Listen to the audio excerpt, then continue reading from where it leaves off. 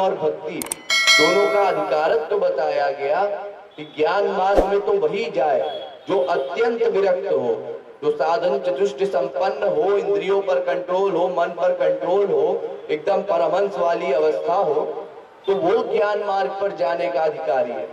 और भक्ति योग का अधिकारत्व तो अत्यंत सुलभ है, हम सबके पास है ही है कि जो ना अत्यंत आसक्त हो ना अत्यंत विरक्त हो। और फिर उसके बाद आपको ये भी बताया गया कि जब ज्ञानी और भक्त अपने अपने मार्ग पर निकल पड़ते हैं तो मार्ग के काठिन्य एवं सारल्य के दृष्टिकोण से भी ज्ञान मार्ग तो अत्यंत कठिन है। आरुह्य कृच्छेण परम पदम तथा, ज्ञान मार्ग अत्यंत कठिन है, बहुत कठिनता से वो ज्ञानी अपने लक्ष्य तक पहुंचते हैं। ज्ञान प्रपंथ कृपान के धारा, परत खगेश न लागे बारा।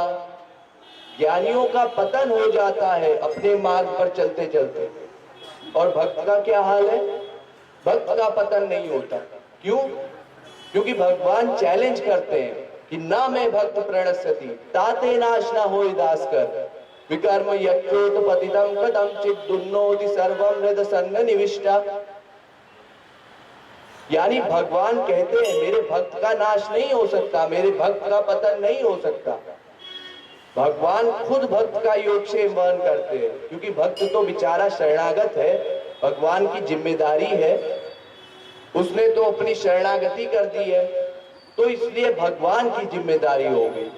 और तीसरा अंतर भी आपको बताया गया कि निर्गुण निर्विशेष निराकार ब्रह्मानंद को प्राप्त कर लेने वाले जीवन मुक्त कमलात्मा परमहंस भी सगुण साकार प्रेमानंद में बरबस विभोर हो जाते हैं। तो एक रस का पान करने के बाद दूसरे रस में ललचना, इससे ये सिद्ध होता है कि निराकार ब्रह्मानंद से साकार प्रेमानंद में कुछ विशेष वही लक्षण अवश्य है। लेकिन बस इतना ही समझिएगा कि कुछ विशेष वही लक्षण है, ये नहीं कि कोई छोटा है, कोई बड़ा है, कोई कम है, कोई ज्यादा है, कोई सही है, कोई गलत है। क्योंकि अगर ऐसा समझेगा तो फिर तो ऐसी बात हो जाएगी कि कोई बेटा अपनी माँ से कहे कि मेरे पापा बहुत अच्छे हैं, तेरा पति बहुत खराब है। दोनों है एक ही चीज, कोई अलग अलग चीज नहीं है, वो एक ही पर्सनालिटी है जिसके तीन नाम बताए गए हैं शास्त्रों वेदों में। भागवत कहती है कि वदन्ति तत्त्वविदस्तत्त्वं यज्ञानमद्वयं ब्रह्मेति परमाप्नेति भगवान इति शब्दते। भागवत के पहले स्कंद के दूसरे अध्याय का 11वां श्लोक, यानी जब कुछ नहीं था महाप्रलय काल में, तब वो ब्रह्म था। फिर उसके बाद उस ब्रह्म ने संसार की रचना की, जो जीव महोदर में लीन थे उन सबको प्रकट कर दिया, और फिर उनके कर्मों को नोट करने लगा। तब वो परमात्मा बन गया, न्यायाधीश बन गया, और न्यूट्रल होके हमारे कर्मों को नोट करने लगा। और जब कोई जीव शरणागत हो गया तब वो बदल गया, फिर वो भगवान हो गया। लिखा गया गीता में कि सम्मोहम सर्वभूतेषु न मे द्वेषोस्ति न प्रिया। गीता के 9वें अध्याय का 29वां श्लोक, इस लाइन में वो परमात्मा है कि ना मेरा कहीं राग है, ना कहीं मेरा द्वेष है, मैं तो समदर्शी हूं। और इसी के नीचे की लाइन में भगवान कहते हैं कि ते भजन्ति तुम आभक्त्या मयिते तेषु चाप्यहम्। लेकिन जो मेरी भक्ति करता है उसके लिए हजारों रियायतें हैं, और मयिते तेषु चाप्यहम्, यानी मैं उनमें और वो मुझ में रहते हैं। और जो मेरी भक्ति नहीं करता उसके लिए न त्वाहम् तेषु ते मयि, यानी वो तो मुझ में रहते हैं लेकिन मैं उनमें नहीं रहता, केवल कर्म नोट करने के लिए रहता हूं, उनका योगक्षेम वहन नहीं करता। तो यानी एक लाइन में भगवान परमात्मा जो पहली लाइन है, और दूसरी लाइन में फिर भगवान बन गया जब कोई जीव शरणागत हुआ। तो वो एक ही पर्सनालिटी है, वो तीन पर्सनालिटी नहीं है।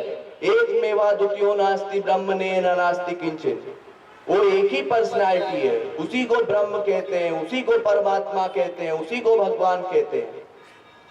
और ये भी समझ लीजिए कि भगवान के अंडर में परमात्मा और परमात्मा के अंडर में ब्रह्म। अब ऐसा क्यों है, इसका क्या रीजन है? जैसे मैंने आपको कल बताया था कि जब नारद जी आ रहे थे धरती पर तो सबसे पहले उनका ज्योति रूप दिखाई दिया था। तो ज्योति रूप उस तरह से दिखता है जैसे कोई ज्ञानी अपने ब्रह्म को देखता है, केवल लाइट दिखाई पड़ती है। फिर उसके बाद जब कोई योगी अपने परमात्मा को देखता है तो कैसे देखता है? जैसे नारद जी की उस ज्योति में झिलमिलाती हुई शक्ल दिख रही थी, ऐसे धुंधला धुंधला दिखाई देता है उस योगी को।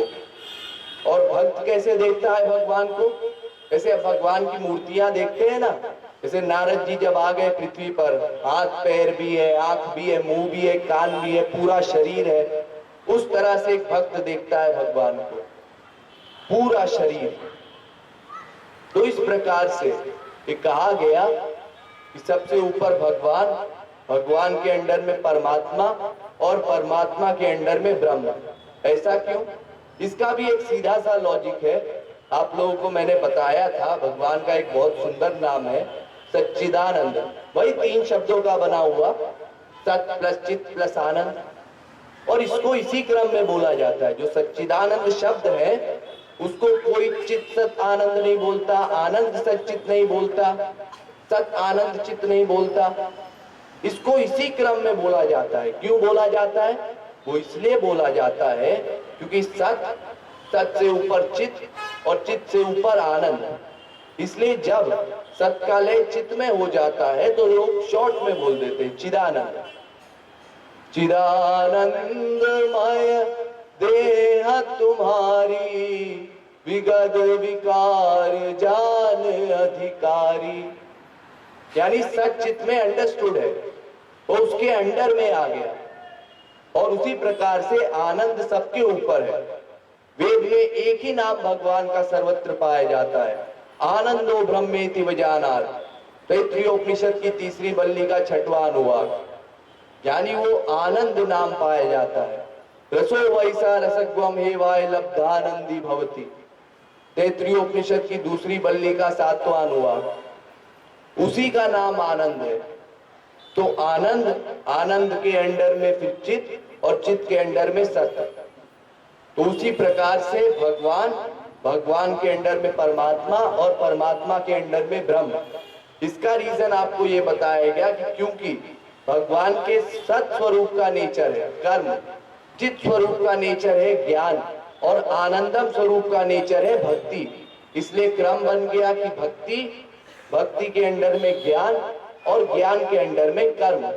तो इसलिए यदि कोई ज्ञानी है तो कर्म का परित्याग कर सकता है। क्यों? क्योंकि कर्म से परे पहुंच चुका है, कर्म उसके अंडर में हो गया। लेकिन भक्ति का परित्याग नहीं कर सकता कोई, क्योंकि भक्ति शिखर पर है, सबसे ऊपर है।